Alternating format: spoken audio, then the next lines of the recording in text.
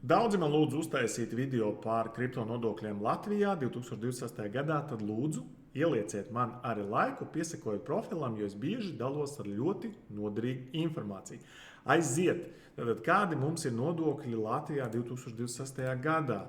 Nodokļu likme 25,5% no peļņas, un tas ir kapitāla pieauguma nodoklis. No 2025. gada pirms tam bija 20%, ir palielināts. Tātad, kad jādeklarē? Jādeklarē katrus 3 mēnešus, ja jūsu peļņa pārsniedz 1000 eiro šajos 3 mēnešos. Tad jums ir ik pēc 3 mēnešiem jādeklarē šie ienākumi. Ja ir mazāk par 1000 eiro, tad tikai vienreiz gadā. Ja jums jūsu ienākumi pārsniedz 200 000 eiro, tad gadā, tad jums ir vēl papildus 3% nodoklis, jeb 28,5% nodoklis. Kad nav jādeklarē, jums ir zaudējumi, ja jums nav peļņas, ja kripto ir tikai turēts, nav pārdots vai izņemts, tad jūs turat bitkoinu un turat, un par to nav jāmaksā nodoklis.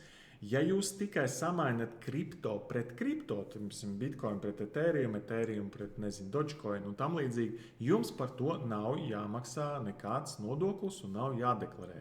Jāmaksā nodoklis tikai tad, kad jūs mainat pret eiro, dolāru, mārciņu vai kādu citu fiat naudu vai iepērkaties veikalā, kas skaitās tieši tas pats ar kripto norēķinoties veikalā, jūs arī mainat šo te naudu pret eiro.